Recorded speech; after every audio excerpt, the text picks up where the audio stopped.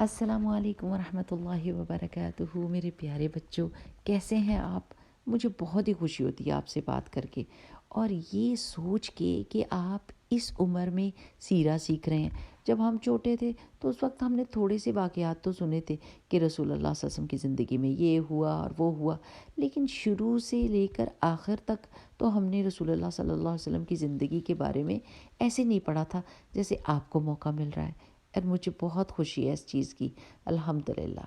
چلیں میرے پیارے بچوں، اب ہم دعا پڑھتے ہیں اور پھر اس کے بعد آج کا سبق دیکھیں گے۔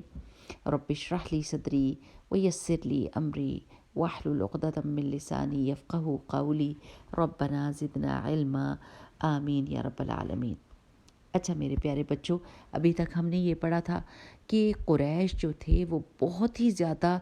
ظالم ہو گئے تھے اور اتنا مسلمانوں پہ ظلم کر رہے تھے کہ اب تو انہوں نے رسول اللہ صلی اللہ علیہ وسلم کو بھی تنگ کرنا شروع کر دیا تھا اور ان پر ظلم کرتے تھے۔ اس مشکل حالات میں محمد رسول اللہ صلی اللہ علیہ وسلم نے سوچا کہ کوئی ایسے کام کرنے چاہیے جس کی وجہ سے مسلمان محفوظ ہو جائیں اور قریش کے ظلم سے بچ جائیں، اور ساتھ ساتھ رسول اللہ صلی اللہ علیہ وسلم مسلمانوں کو کچھ سکھا بھی سکیں اور اسلام کے بارے میں بتا بھی سکیں، کیونکہ ان کے لیے باہر آپس میں کھڑے ہو کے بات کرنا بھی مشکل ہو گیا تھا۔ قریش ان کو آپس میں کھڑے ہو کے بات بھی نہیں کرنے دیتے تھے۔ تو جو پہلی چیز محمد رسول اللہ صلی اللہ علیہ وسلم نے سوچی اور اس کا فیصلہ کیا وہ یہ تھا کہ وہ ارقم بن ابو الارقم کے گھر کو اس کام کے لیے استعمال کریں گے کہ اس میں مسلمان بیٹھ کے امن کے ساتھ رسول اللہ صلی اللہ علیہ وسلم سے قرآن سنیں گے اور رسول اللہ صلی اللہ علیہ وسلم ان کو بتائیں گے کہ اس کا کیا مطلب ہے، ان کو وہ ساری چیزیں سکھائیں گے جو اللہ سبحانہ وتعالیٰ ان میں دیکھنا چاہتا ہے، یعنی وہ اچھے مسلمان کیسے بنے۔ تو یہ کام اس لیے رسول اللہ صلی اللہ علیہ وسلم نے کیا کہ عام مسلمان جو تھے وہ ظلم سے محفوظ ہو جائیں۔ رسول اللہ صلی اللہ علیہ وسلم تو بہادری کے ساتھ باہر سب کو اسلام کے بارے میں بتا بھی رہے تھے اور ان کے سامنے عبادت بھی کر رہے تھے، کیونکہ وہ کسی سے نہیں ڈرتے تھے، اپنی ذات کے لیے نہیں ڈرتے تھے، لیکن جب انہیں یہ پتہ تھا کہ اگر میں مسلمانوں کو اسلام کے بارے میں بتاؤں گا اور مسلمان نماز ان کے سامنے پڑھیں گے تو یہ ظلم کریں گے، اس لیے رسول اللہ صلی اللہ علیہ وسلم نے اس گھر کو چنا۔ دوسرا کام جو رسول اللہ صلی اللہ علیہ وسلم نے کیا وہ یہ تھا کہ انہوں نے یہ سوچا کہ مسلمان کسی اور ملک میں چلے جائیں جہاں پر امن ہو۔ جب رسول اللہ صلی اللہ علیہ وسلم نے پوچھ گچھ کی کہ افریقہ کا جو بادشاہ ہے جس کا نام نجاشی تھا، یعنی ان کے بادشاہوں کے نام نجاشی ہوتے تھے،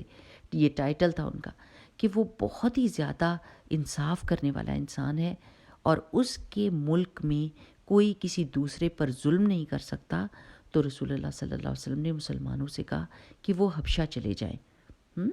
اس طرح نبوت کے 5ویں سال، یعنی جب رسول اللہ صلی اللہ علیہ وسلم کو نبوت ملی تھی 5 سال گزر چکے تھے، تب 12 آدمی اور 4 عورتیں حبشہ کی طرف نکل گئے۔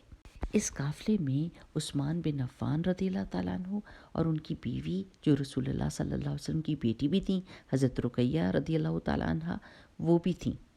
یہ آرام سے چپ کر کے رات کے وقت مکہ سے نکلے اور جو بندرگاہ تھی، یعنی جہاں پر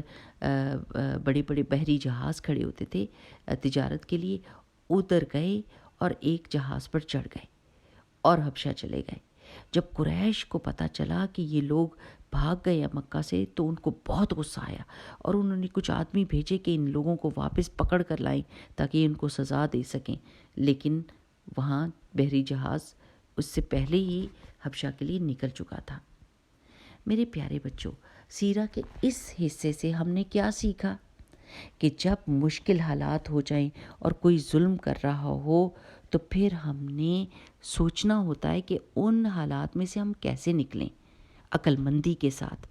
اور اس میں یہ ہے کہ واپس لڑائی کے بدلے میں لڑائی کرنے کی بجائے کوئی ایسا حل ڈھونڈنا چاہیے جو امن والا ہو، جس میں سکون ہو۔ لیکن میرے پیارے بچوں، ہمیں یہ یاد رکھنا ہے کہ کوئی بھی مشکل ہماری زندگی میں آ جائے، سب سے پہلا کام دعا ہے۔ ہم نے اللہ سبحانہ وتعالیٰ سے بات کرنی ہوتی ہے، اللہ تعالیٰ سے مدد مانگنی ہوتی ہے۔ اور یہ یقین رکھنا ہوتا ہے کہ اللہ کے سوا کوئی ہمیں اس مشکل سے نکال نہیں سکتا، اللہ تعالیٰ ہی ہم کو نکالیں گے۔ اور پھر یہ سوچنا ہوتا ہے کہ کون سا طریقہ اختیار کریں کہ جس کی وجہ سے ہم خود بھی امن میں آ جائیں اور تاکہ ہم اچھے کاموں کو مسلسل کر سکیں، ٹھیک ہے نا۔ مشکل وقت میں ہم یہ دعا پڑھ سکتے ہیں، یا حی یا قیوم برحمتک استغیث، ٹھیک ہے میرے پیارے بچوں، یہ بہت پیاری دعا ہے، مشکل کے وقت بہت کام آتی ہے۔